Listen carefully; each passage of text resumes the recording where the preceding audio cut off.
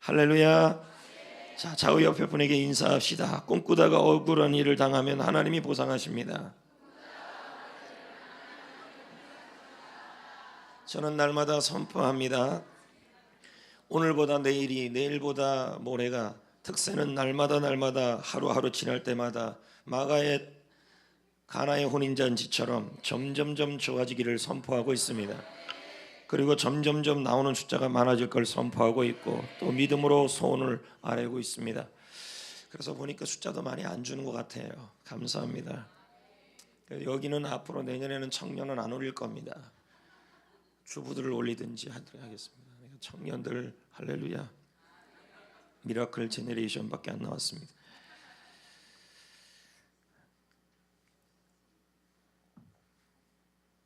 청년들을 너무 믿었습니다. 하나님께서 새벽에 도와주실 것입니다. 오늘도 수고하신 모든 분들이 있습니다. 차량 운행 일찍 나와서 또 응원으로 아침부터 나오셔서 또 아침 식사로 간식으로 찬양으로 또 다음 세대를 데리고 오신 부모님들 또 다음 세대들 모두 감사합니다. 하나님께 영광의 박수 돌리겠습니다.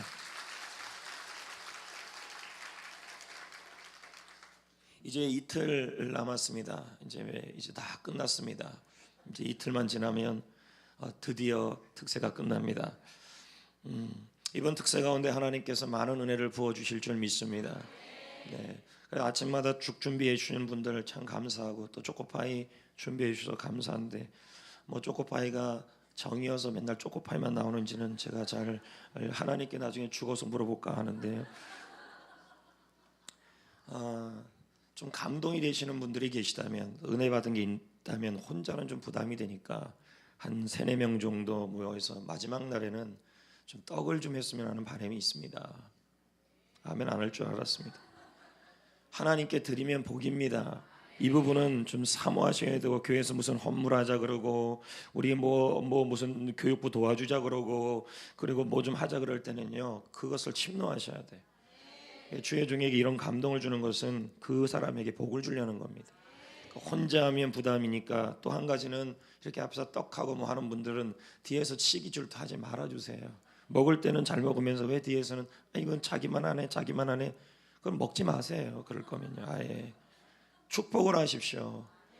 그래서 한 오늘 오전까지만, 내일까지, 오늘까지만 기다려보고 안 하면 그냥 교회 돈으로 하겠습니다. 그러니까 이런 일이 일어나면 안 돼요. 차라리 장로님들이 하시든지. 뭐 장로님들이 좀 봉입니까? 맨날 닭만 내고 밥만 내고 장로님들 내고 우리가 내고 당회에서만 내고, 우리도 밥 먹으려고 뭐 돈인데 여러 번 먹이려고 다 그 돈 다 썼어요. 우리 3만 원씩 모이는 거예요. 없어요. 우리는요 이제 탕진했어요. 우리 거지예요 지금요. 그러니까 장로님들은 이제 안 꺼내겠습니다. 하도 많이 헌신하니까. 한 4-5명만 하셔도 음료수랑 할렐루야. 오늘만 내가 기다려 보겠습니다. 안 하면 그냥 교회 돈으로 하겠습니다. 근데 이건 슬픈 일이에요. 다른 교회 보면요, 뭐 하자 그러면 우후죽순격으로 목사님이 그 드리는 사람을 강단에서 축복하니까 침노하면서, 목사님 나중에 제가 조금 늦었어요, 또 해주세요, 축복기도 해주세요, 뭐 이런 정도들이 무지하게 많다는 걸 제가 들었어요. 용인의 어디 교회, 우리 노예 아닌 교회. 저는 초교파로 지금 놀고 있기 때문에 우리 노예는 그런 교회가 많지 않더라고요. 거의 없어요. 송정교 하나 빼놓고요. 자, 오늘 밤 제가 한번 기다려 보겠습니다. 한 4-5명만 좀 모이면 부담은 없습니다. 할렐루야. 알았죠? 떡도 좀 하시고 음료수도 좀 하시면서, 예, 네. 근데 또 감동이 돼서 우리 당회에서 하겠다 그러면 또 안 말립니다, 저는요. 근데 우리 지금 장로님들은 전부 거짓입니다. 현재 우리 모은 돈 지난번에 그 닭값으로 다 나갔습니다. 닭 얼마나 많이 먹은 줄 아세요? 토종닭인데. 서론이 길면 설교할게요. 작아져요. 다 됐어요. 여러분, 하나님은 꿈꾸다가 억울한 일을 당하면 하나님은 그 억울한 일을 보상하여 주시는 분이신 것입니다. 여기서 억울이라는 말은 애매하다, 또 불공정하다, 마음이 분하여 답답한 상태의 뜻하다. 보상이란 말은 손실과 손해를 보충하여 제공을 하는 대가를 의미합니다. 제가 다시 말씀드리지만 특세는 가면 갈수록 더 세질 겁니다. 그래서 오늘 나오고 또 내일 안 나오면 여러분들 그 하나님의 준비된 은혜를 못 받아요. 오늘 말씀에 보면 요셉은 억울한 일을 당하고 있습니다. 불공평하게 일을 당하여 마음이 분하고 답답해져 있습니다. 요셉은 보디발의 집에서 노예로 살고 있었습니다. 참으로 성실했습니다. 그런데 보디발의 처가 유혹을 하여 요셉은 그 유혹에 넘어가지 않았습니다. 그러자 보디발의 처는 요셉을 자신을 겁탈했다고 모함하고 있는 것입니다. 요셉은 졸지에 억울한 일을 당하게 된 것입니다. 요셉은 죽을 가능성이 높았습니다. 종살이하다가 살만해지니까 이제 죽임을 당할 상황에 처하게 된 것입니다. 하지만 하나님은 꿈꾸다가 억울한 일을 당한 사람은 반드시 보상하여 주십니다. 억울함을 풀어주십니다. 그럼 어떻게 보상할까요? 그의 영혼을 붙잡아 주십니다. 자, 시편 105편 18절입니다. 시편 105편 18절. 자, 근데 제가 하나만 더 말씀드리면 맨날 하던 사람이 안 했으면 좋겠어요. 가능하면 좀 우리가 나는 없어서 맨날 받아만 먹겠어 이렇게 하지 마시고 십시일반 열댓 명이라도 모여서 하나님 앞에 이것은 믿음으로 하는 거예요. 할렐루야. 자, 읽어보겠습니다. 그의 발은 시작. 네, 그의 발은 이 말씀이 누구 말씀이냐면 요셉에 대한 말씀을 시편에서 기록한 것입니다. 그의 발이 뭐가 채워져 있습니까? 예, 그의 몸은요. 그러면 요셉이 감옥에 갇혔을 때 처음 상태가 어떤 상태였다는 거예요? 지금 이 상태였다는 겁니다. 여기서 이 몸에 대한 단어는 영혼이라는 단어에 해당되는 것입니다. 주석가 데릭 키드는 말하기를 이것은 요셉의 영혼이 도망가지 못하게 하나님이 요셉의 목에다 쇠사슬을 채워넣었다 이렇게 되는 것입니다. 여러분, 저는 이 말씀을 생각해 봤습니다. 하나님은 그의 영혼을 지금 꽉 잡고 있는 것입니다. 요셉 입장에서는 손발이 묶였어요. 다리가 잡혔어요. 그러면 이거 움직일 수 있어요, 없어요? 저는 제가 요셉이라면 이런 상황에 처해졌다면 저는 머리를 쳐박고 손이 열려 있다면 저는 그냥 자살했을 것 같아요. 안 그렇겠습니까? 요셉은 지금 이해할 수 없었어요. 자기가 뭔 잘못을 했는데. 아버지와 할아버지에게 배운 대로 하나님이 사람답게 행동했어요. 의로운 행동을 했어요. 할 만큼 최선을 다했어요. 하나님이 도대체 뭐 하는지 이해할 수가 없었던 겁니다. 그냥 두었다가는 하나님 입장에서 봐도 이런 상황이에요. 왜냐하면 하나님은요, 요셉이 그 감옥에 들어가야 술관원장을 만나서 바로를 만날 수 있게 돼요. 거기 가야 돼요. 감옥이라도 거기 가야 된다는 거예요. 근데 요셉 입장에서는 큰 시각을 볼 수 없으니까 요셉 입장에서는 마음이 억울하고 답답한 거예요. 그러니까 만약에 요셉을 묶어놓지 않았다면, 착고를 채우지 않았다면 요셉은 아마도 벽에다가 머리를 박고 피를 줄줄 흘리면서 죽었을 것입니다. 아니, 자살했을 것입니다. 아무리 하나님의 사람, 꿈의 사람이라도요, 이 정도 억울함이 처해지면요, 그 사람은요 그냥 두지 않아요. 저는 이 시편 말씀을 읽으면서 하나님께서 왜 요셉을 착고를 채우고 다리를 묶어버렸을까? 그것은 하나님이 요셉을 죽지 않게 하기 위해서였다는 거예요. 그의 영혼을 붙잡고 있었다는 거예요. 그를 보호하셨다는 거예요. 그의 영혼을 돌보셨다는 거예요. 한번 우리 생각해 봅시다. 하나님은 꿈꾸는 자를 살려서요, 억울한 일을 당하셨습니까? 어느 곳에 있든 꿈꾸는 자가 처해지는 환경에서 하나님은 그의 영혼을 붙드셔요. 다시 말씀드려요. 절대로 죽고 싶어도 죽지 못해요. 이게 진짜 무서운 말씀이에요. 죽어야 되는데 못 죽어요. 죽고 싶은데 못 죽어요. 너무 억울하고 사는 게 너무 한탄스러워서 죽고 싶은데 하나님께서 절대 죽지 못하게 요셉의 목을 잡고 손을 잡고 다리를 묶어버렸다는 거예요. 만약에 손이 풀리고 다리가 풀렸다면요, 이 사람 죽었을 거예요. 자살해버렸을 거예요. 가끔 여러분 이런 말을 저에게 하는 분들도 있어요. 목사님, 죽고 싶지만 죽지도 못하겠어요.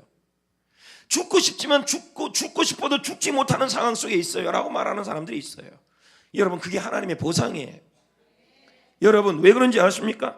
하나님께서 그 영혼을 붙잡고 하나님의 꿈을 이루는 사람이 되어야 하기 때문에 하나님이 절대 죽지 못하도록 그의 영혼을 지금 꽉 붙들고 있는 거예요. 그게 보상이에요. 만약에 하나님이 그렇게 꽉 안 붙들었다면요, 죽어도 100번 죽어야 될 사람이 이 자리에 많다는 거예요. 1000번 죽어도 죽어야 될 사람이 많아요. 근데 우리는 못 죽어요. 아니요, 죽을 수가 없었어요. 안 죽어요. 아니요, 내가 죽고 싶어도 약을 먹어도 살았어요. 예를 들면 이런 걸 얘기하는 거예요. 내가 죽으려고 대로변으로 막 가요. 차와 날 죽여라. 차가 다 피해가요. 예를 들면 그런 거란 얘기죠. 이 예를 제가 비근한 예를 오버해서 들었지만 하나님의 꿈을 꾸는 사람은 억울한 일을 당해서 죽고 싶어도 하나님이 안 죽도록 그 영혼을 꽉 붙들어요. 이걸 뭐라 그래? 보상이라는 거예요. 그래서 그 영혼을 살려서 그 억울한 일을 통하여 하나님의 일을 이루어 가신다는 얘기예요. 할렐루야. 여러분, 죽어야 될 상황인데 죽지 못하는 상황에 처하고 절대로 죽고 싶은 상황인데도 내가 죽지 않고 그대로 버티고 살아가고 있다면 이건 하나님이 여러분의 영혼을 붙들고 있는 거예요. 하나님의 보상이에요. 하나님의 길이 열리고 있는 거예요. 하나님이 그렇게 하시는 거예요. 다음의 보상은 뭐냐면 하나님에게 꿈꾸는 사람에게 주시는 보상은 말씀으로 단련함으로 보상하십니다. 시편 105편 19절 역시 요셉이 된 말씀이에요. 읽어봅니다. 요셉이 하나님의 꿈을 이루기까지 하나님의 말씀이 요셉을 단련했다는 얘기죠. 요셉은 객지생을 10년 동안 말씀으로 훈련을 받았습니다. 그가 겪은 일들은 쉽사리 이해가 되지 못하는 일들, 형들에게 배반당하는 일들입니다. 누명을 쓰는 기가 막힌 일을 겪은 것입니다. 또한 또 사람들이 살만한 곳이 아닌 지하 감옥에까지 갇히게 되는 것입니다.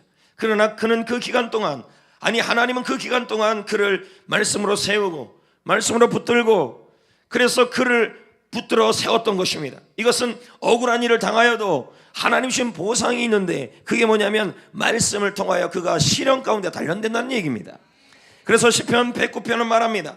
이 말씀은 그의 고난 중의 위로라. 주의 말씀이 나를 살리셨기 때문이다. 김양재 목사는 말합니다. 다 같이 읽습니다. 시작.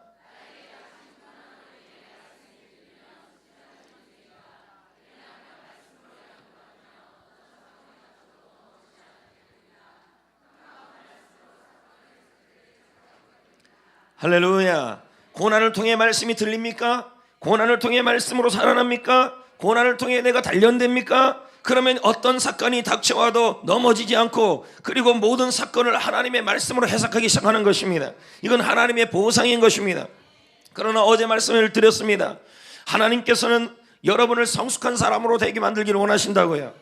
하나님의 제자로 만들기를 원하신다고요. 하나님을 닮는 사람이 되기를 원하신다고요. 그런데 두 가지 방법이라고 얘기를 했습니다. 리고렌의 목사님의 말씀이나 또는 오카는 목사님의 말씀을 통해 본다면 하나님은 우리를 단련시키는 방법이 시련을 통해서든 훈련을 통해서든 우리를 단련시키는 것입니다. 시련을 통해 말씀을 깨닫고, 이건 요셉의 방법이에요. 하나님의 꿈을 품은 사람이 말씀으로 훈련이 안 되면 시련을 통해 말씀을 깨닫고 말씀으로 세워지고 성숙한 사람이 되어가는 겁니다. 그래서 형통한 사람이 돼요. 형통은 뭐예요? 내가 무시받지 않는 거예요. 형통은 뭐예요? 나중에 잘 되는 거예요. 형통은 뭐예요? 내가 있는 장소가 꿈꾸는 장소, 꿈꾸는 사람으로 바뀌는 거예요. 그게 형통이에요. 그러나 여러분, 이왕이면 제가 뭐라 그랬어요? 시련이 아니라 뭘 통하여 하나님 앞에 성숙한 사람이 되자 그랬어요? 훈련이에요. 경건의 훈련, 제자되는 훈련. 그러면 내가 뭐가 돼요? 성숙한 사람이 되고 제자가 되어져 가는 것입니다. 그런데 제가 어제도 말씀드렸어요. 훈련을 받아도 고난은 있다.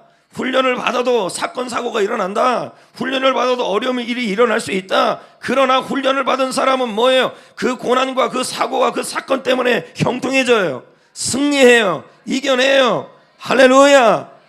더 빨리 이겨낸다는 말이에요. 차라리 뭐가 좋아요? 훈련 받는 게 훨씬 낫다라는 말이 되는 것입니다.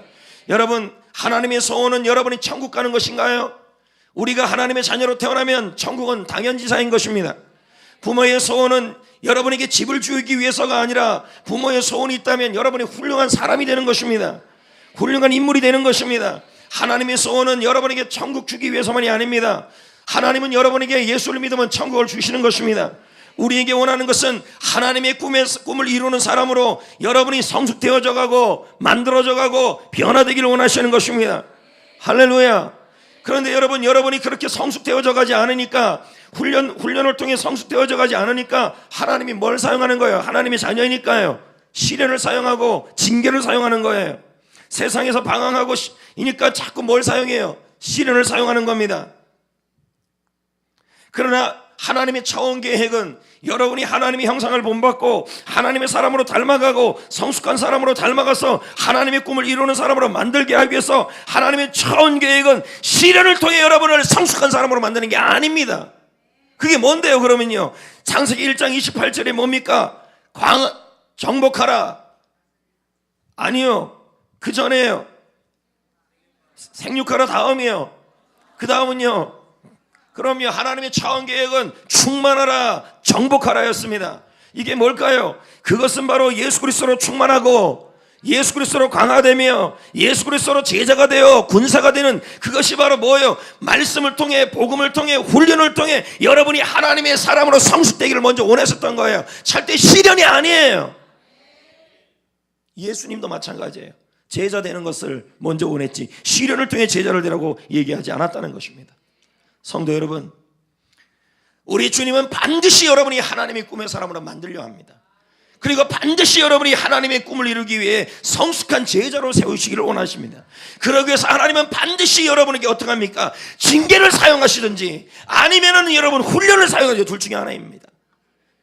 그러니까 여러분, 징계받고 깨닫는 걸 원해요? 훈련받고 깨닫는 걸 원해요? 말해야 뭐 하겠습니까? 그래서 어제도 말씀드렸습니다. 제자 훈련은 이것저것 다 하고 하는 것이 아니다. 경건의 훈련은 이것저것 다 하는 것이 아니라 가장 먼저 하셔야 합니다. 안 하면요, 하나님이 뭘 사용하십니까? 여러분이 사생자가 아니고 하나님 아버지가 없는 분이 아니기 때문에 하나님이 징계를 통해서 여러분을 변화시키는 거예요. 그렇게 되면 안 돼요. 묻고 싶어요. 하나님께 얻어맞고 돌아오실래요? 제자 훈련 하랄 때 하세요. 경건의 훈련 하랄 때 하세요.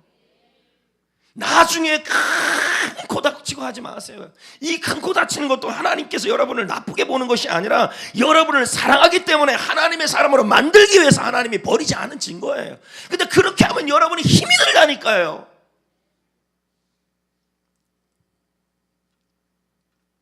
그럼 또 그럽니다. 훈련 받으면 뭐예요? 그래도 고난 오는데. 여러분, 특공대가 훈련받는다고 해서 김정은이가 없습니까? 여전히 있는 거예요. 그러나 훈련받은 사람은 이겨요. 승리해요. 형통해진다니까요. 교회에서 하나님의 꿈이 그런 거기 때문에 교회에서 재직을 세우든 중직을 세우든 당연히 훈련된 사람을 세워주는 게 이게 가장 합당한 교회 모습이에요. 할렐루야. 제가 정가정 수련했던 간증문 평일반 주말반은 한 명도 지금 제출이 안 됐는데 이번 5주 때 보겠습니다. 평일반 거 제가 쭉 봤는데 하나같이 제자 훈련 받기 전에 모습 안 하려고 그랬다, 하기 싫었다, 하고 싶지 않았다, 저 숙제 어떻게 다 하나, 미치고 팔천돈 노릇이다, 난 죽기보다 제자 훈련 하기 싫었다, 전부 그런 내용이었어요. 근데 결론은 뭐냐면 하기 잘했다, 내가 살아났다, 내가 제대로 일어났다, 하나같이 그 고백들이에요. 하는 건 힘들어도요, 하고 나면 달라요. 여러분, 차라리 훈련받아서 힘든 게 낫지 먼 일 일어나고 힘든 것보다는 더 말이 좀 돼요? 먼 일 일어나는 것보다 힘든 것이, 먼 일 일어나는 것보다 힘든 것이 그 말입니다. 여러분, 뭔 말인지 아시겠어요? 제발 셀리더가 하랄 때 하세요. 하나님의 꿈은 여러분이 하나님의 꿈을 이루는 창조 목적대로, 구원 목적대로 살아가는 거예요. 여러분이 하나님의 자녀이기 때문에, 버리지 않는 자녀이기 때문에 부모가 자식의 곁길로 가는데 어떤 부모가 그 자녀를 그냥 두겠습니까? 살아가니까 어떻게 해요? 매를 드는 거 아니겠습니까? 마찬가지로 하나님이 여러분을 버리지 않았기 때문에 반드시 시련과 징계를 통하여 하나님의 말씀을 깨닫는 성숙된 사람으로 만들어 갈 거예요. 어떻게 하든지요. 근데 그렇게 가면요, 힘들다니까요. 힘들다니까요. 훈련을 받으세요. 실버셀들은요, 계속 그럼 나는 제자 훈련 안 해도 돼, 그런 얘기 하지 마시고 들어와도 저는 못 받아요. 실버셀은요. 그럼 어떻게 해야 돼요? 성경을 읽으세요. 기도하세요. 실버셀들은요. 그 다음에 나머지 되시는 분들은요, 훈련을 받으세요. 이 좋은 기회가 성전교 안에 있는데 왜 이 좋은 기회를 못 잡냐는 거예요. 잡으셔야 합니다. 여러분, 다음의 보상은 뭐냐면 억울함을 풀어줍니다. 19절을 보겠습니다. 읽어봅니다. 시작. 하나님의 타임테이블입니다. 억울함을 풀어주는 때가 있다는 거예요. 말씀이 응할 때는 하나님께서 억울함을 풀어주는 때라는 거예요. 요셉만큼 억울한 일을 많이 당한 사람이 어디 있습니까? 요셉은 크게 문제를 되는 일을 만든 적이 없어요. 정직하게 살았죠. 근데 계속 부당한 대우를 당해요. 요셉은 요셉은 사람들에게 그 억울함을 풀지 않았어요. 하나님께 맡기고 결과적으로 하나님께서 억울함을 풀어주신 거예요. 노예로 팔려갔지만 하나님께서 그 집안에서 은혜를 입어서 가정 총무가 되게 하시고, 감옥에 들어갔지만 간수장에게도 은혜를 입어 감옥 전체를 관할하게 하여 주셨습니다. 하나님은 그분이 원하는 대로 바로 앞에 서게 되는 자리까지 요셉을 이끌어간 거예요. 하나님은 꿈꾸는 자의 억울함을 다 이렇게 보상하십니다. 믿으시길 축복합니다. 홍해가 문제라고 생각합니까? 그런데 그 안에, 홍해 안에 길이 있으리라고 누가 생각했겠습니까? 가장 큰 문제 속에 하나님의 길이 있습니다. 진태양난 사면초가의 상황에 속에 빠져 있습니까? 염려하지 마세요. 요단강 안에 길이 있었어요. 홍해 안에 길이 있었어요. 사면초가 안에 하나님의 길이 있어요. 보상이 있어요. 할렐루야. 그러므로 여러분, 하나님은 여러분의 억울함을 풀어줍니다. 그러므로 어떻게 살아야 될까요? 하나님의 꿈을 품고 깨어 있어야 합니다. 요셉같이. 빌립보 3장 13, 14절 다 같이 한번 읽어보겠습니다. 형제들아, 시작.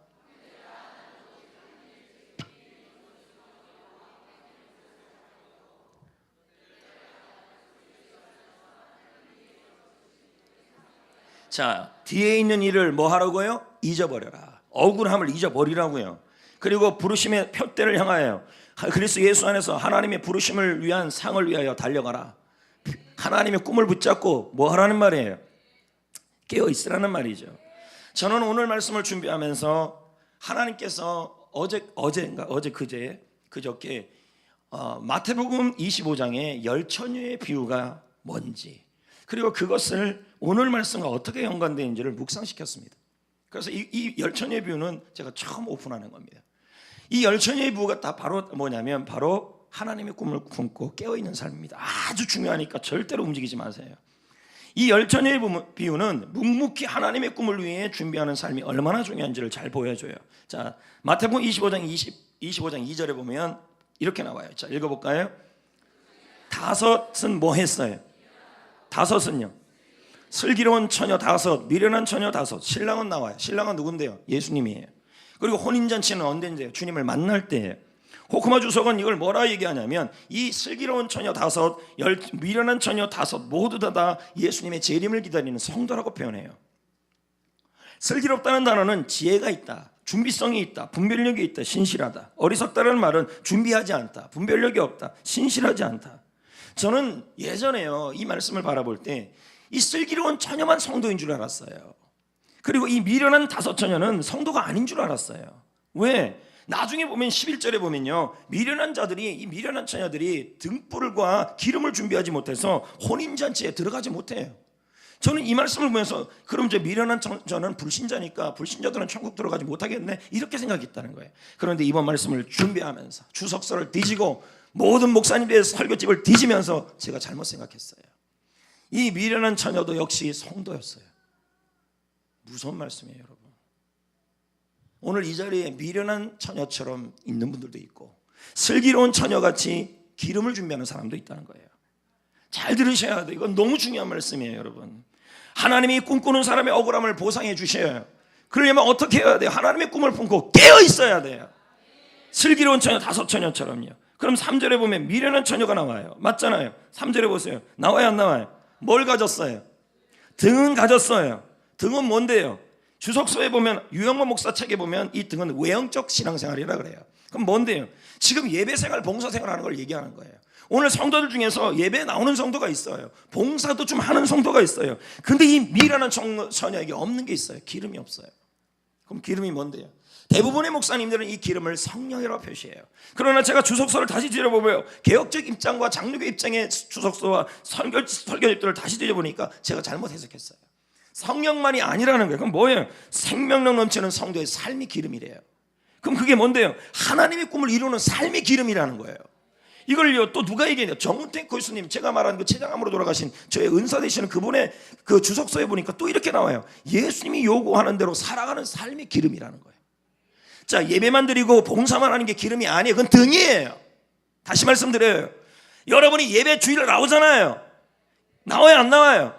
그건 등이라는 거예요. 그건 등이고요. 기름은 뭐예요? 예수님이 요구하는 삶, 하나님이 요구하는 삶, 하나님이 여러분을 창조하신 목적, 그게 기름이에요. 제가 이걸 너무 관심 있게 안 봤어요, 이 열처녀의 비유를요. 자, 미련한 처녀가 있어요. 이 자리에도 미련한 처녀가 있을 수 있어요. 게으른 처녀가요. 왜요? 등은 있어요. 근데 기름이 없어요. 신랑을 맞을 준비를 해야 되는데 신랑 앞에 갔는데 등만 들고 나가는 성도들이 있다는 거죠. 나 예배했는데요, 봉사했는데요. 그게 아니라는 거예요. 기름이 있어야 돼요. 그 기름이 뭔데요? 예수님이 요구했던 삶이에요. 하나님이 요구했던 삶, 우리를 창조하신 목적, 하나님이 우리를 구원하신 목적이 있다는 거죠. 그 뭐예요?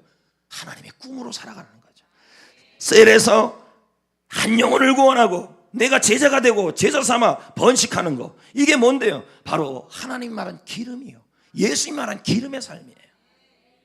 창세기 1장 28절에 생육하라 번성하라, 생육, 전도, 번성, 번식, 충만, 제자하, 강화, 예수 그리스도로 강화되고 정복, 군사되어라, 다스릴 하나님의 나라. 마태복음 28장 19절 20절 가서 세례주고 제자되어라. 다 뭐예요? 이게 기름의 삶이에요. 그리고 에베소 2장 10절 너희는 우리가 만드신 바라, 하나님이 창조하신 게 여러분이라는 거예요. 그리스도 안에서 구원한 여러분을 왜 구원했대요? 선한 일을 위해요. 디도서 3장 10절 그 선한 일은 열매라는 거예요. 열매가 뭔데요? 바로 생명을 살리는 일이에요. 성경은 다 관통되고 있어요. 이 일이 전에 너희들에게 예비한 일이다. 그게 뭔데요? 선한 일이 여러분에게 예비된 하나님의 창조 목적이라는 얘기예요. 에베소 2장 10절 이게 뭔데요? 기름이에요. 여러분은 지금 기름이 얼마나 있냐고요, 지금요. 어제 기름 채웠는데 오늘은 기름이 없냐는 거예요. 내 기름이 자꾸 넘쳐야 돼요. 4절에 보세요. 슬기로운 여자들은, 처녀들은 뭐예요? 등도 있고. 4절을 보세요. 등이 있어요, 없어요? 뭐도 있어요. 제가 이걸 가지고 가슴을 쳤다니까요. 내가 왜 진작 이것을 깨닫지 못하고 이걸 성도들에게 설교하지 못했을까? 어제하고 그제하고 이걸 갖고 계속 연구를 했다니까요. 주님이 자꾸 열처녀 비유를 생각나게 하신 거예요. 이들은 예배 드렸어요. 외형적 등이 있어요. 자, 예배만 드리고 봉사만 하는 것이 나쁘다는 게 아니에요. 귀한 일이에요. 그러나 그것은 등만 준비하는 외형적 신앙생활이라는 말이에요. 중요한 건 하나님의 부르심이 있는 그 기름이 있어야 돼요. 하나님의 꿈을 위해 살고. 이들은 뭐예요? 신랑을 만날 준비가 되어 있어요. 성경의 지혜로운 사람은 어떤 사람이에요? 준비가 되어 있는 사람이에요. 근데 문제는 6절에 밤중에 신랑이 와요. 밤중이란 말은요, 주님이 오실 날이 있다는 말이에요. 우리가 주님을 만날 날이 온다라는 말이에요. 이때 필요한 것은 다른 것이 아무것도 필요 없어요. 뭐가 필요한데요? 등과 기름이 필요해요. 예배 생활도 있어야 되고, 근데 예배 생활과 더불어 기름이 있어야 돼요. 주님 만날 때 여러분의 이 땅에서 한 건 하나도 필요 없어요. 지금 등과 기름이 필요해요. 대부분의 성도들은 등만 갖고 가요. 외형적 신앙, 목사님 나 주일 성수 잘하는데요, 나 예배 잘하는데요, 나 봉사하는데요. 여러분, 등을 갖고 가면요, 불을 비칠 기름이 없어요. 심지만 겨우 있는 거예요. 기름이 있어야 돼요. 하나님의 꿈을 위해 살아가는 삶이 있어야 돼요. 여러분, 우리 삶 짧다니까요. 이 종을 통해서 주님의 그 애끓는 마음, 피절피 맺힌 절규를 좀 들으시라는 거예요. 신랑 되신 예수를 만날 날이 와요. 성경의 종말은요, 역사적 종말, 예수가 재림하는 종말도 있지만 개인적 종말도 있어요. 내가 죽음을 맞이해서 하나님을 만나, 오늘 이 설교는 너무 중요하니 집중해서 들으셔야 돼요. 여러분의 인생의 밤에 올 날이 온다니까요. 길어야 100년입니다. 7절에 한번 보세요. 미련한 처녀들은 7절이요, 7절. 미련한 처녀들은 일어나서 뭘 준비했어요? 등을 준비했는데 뭐가 없어요? 기름이 없는 거예요. 그럼 뭐예요? 심지만 타는 거예요. 8절. 승기로운 여자들에게 가서 미련한 여자들이 뭐라 그래요? 기름을 빌려달래요. 자, 이런 상황이 처해지고 있는 겁니다. 기름 좀 빌려달래요. 근데 기름은 빌려줄 수가 없어요. 왠지 아십니까? 하나님의 상금 시파땀에서 내놓을 기름은 내가 준비해야 돼요. 빌려받을 수도 없고 빌려줄 수도 없고. 하나님이 나를 창조하신 목적, 하나님이 나를 구원하신 목적으로 산 삶, 그것은 내가 준비하는 거예요. 빌릴 수도 없어요. 심판대 앞에서. 다시 말씀드려요. 권성수 목사님의 책에 보면 그런 말이 있잖아요. 성도는 천국 가냐 지옥 가냐의 심판은 절대 받지 않는다. 로마서 5장 24절. 내가 진실로 진실로 너희에게 이르노니 누구든지 내 말을 듣고 내 보내신 이를 믿는 자는 심판에 이르지 않는다. 여러분, 지옥 가는 심판은 받지 않아요. 그러나 그 책에 뭐랍니까? 성도는 선악간의 심판이 있다. 그게 뭔데요? 성도는 모두 선과 악에 대한 심판이 있대요. 이거 잘못 이해하면 또 큰일 나요. 그래서 여러분 잘 들으셔야 돼요, 설교 말씀을요. 그리고 선악에 대한 심판은 다른 게 아니라 성경 전체를 가지고 꿰 맞춰야 돼요. 그게 뭔데요? 자, 이제 보겠습니다. 고린도후서 5장 9절 10절에 한번 읽어봅습니다. 그런즉 시작. 그런즉, 자, 이게 뭘까요? 하나님을 기쁘시게 하는 삶이 하나님의 꿈을 위해 살아가는 사람이에요. 여러분이 창조하신 목적대로, 구원받은 목적대로. 자, 이는 그렇게 살면요, 우리가 다 반드시 뭐 앞에 서요? 어디 앞에 서요?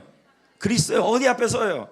심판대 앞에 서는데, 이게 우리 성도가 심판대 앞에 지옥 가냐 심판은 서요, 안 서요? 그럼 다른 심판대란 얘기죠. 그게 무슨 심판이에요? 바로 하나님 앞에 기름을 준비한 거에 대한 심판이에요.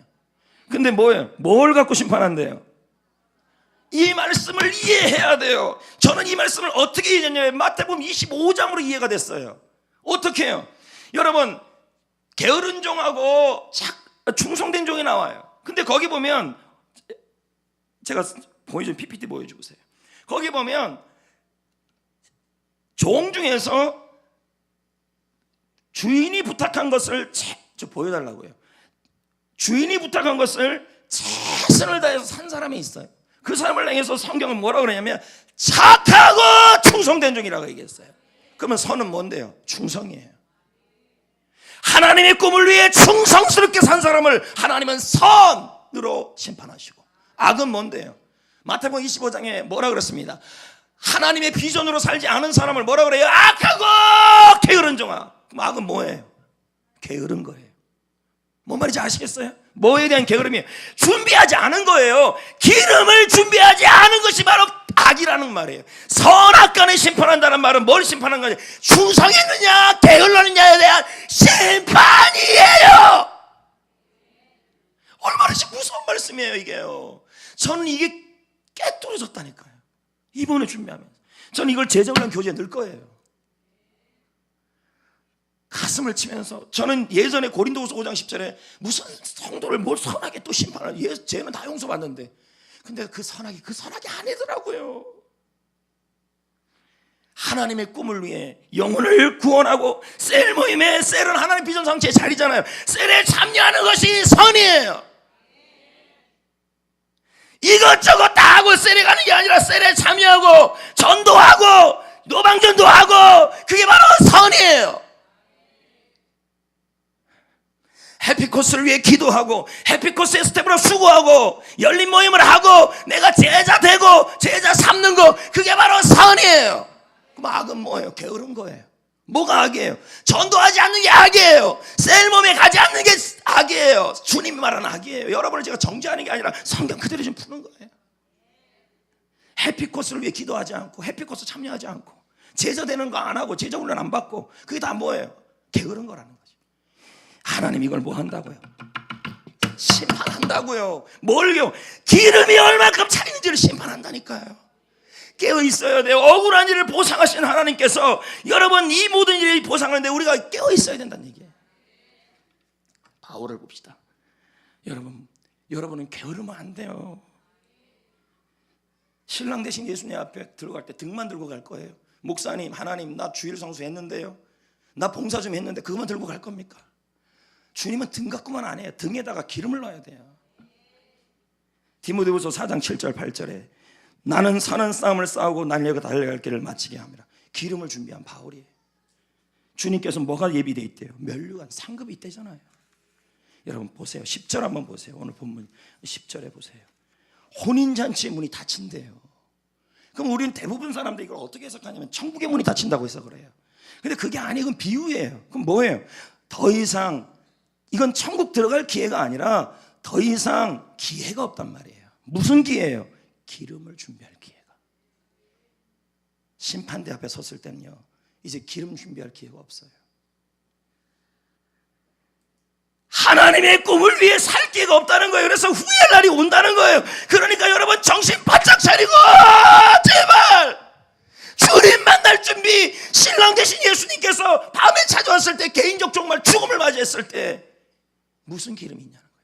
도대체 여러분, 등만 있는 거 아니에요?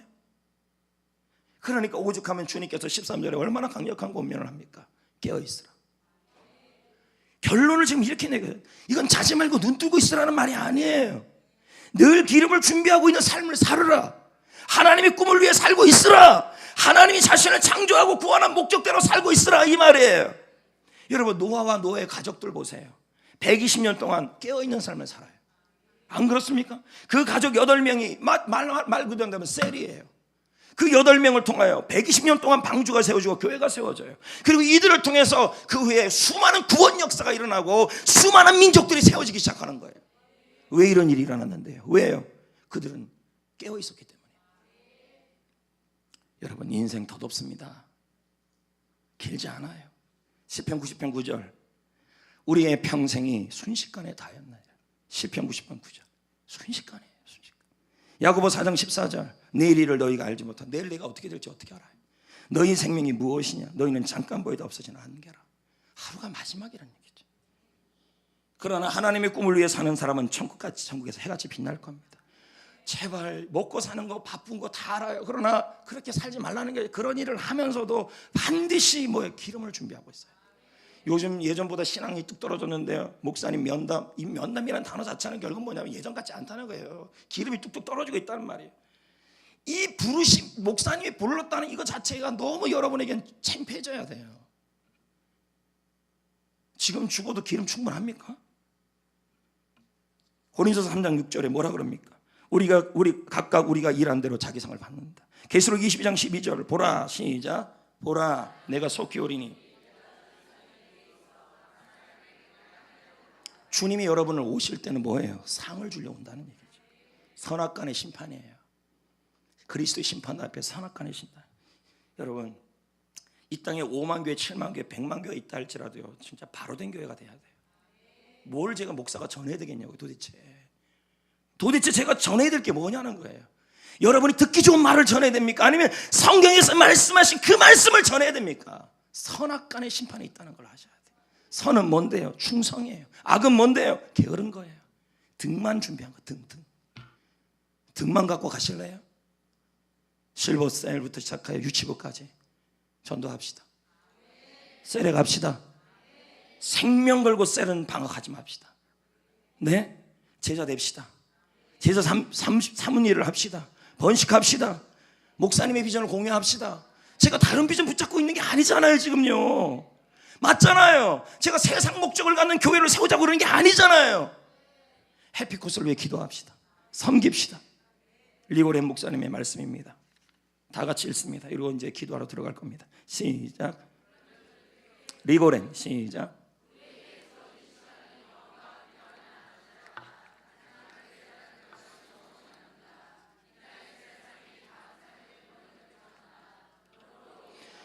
우리의 마지막 날을 준비하는 것이 매일의 일이 된다. 매일. 신랑 되신 주님을 만날 때 기름이 준비됐습니까? 주님 앞에 만났을 때 어떻게 대할 겁니까? 나중에 후회하지 맙시다.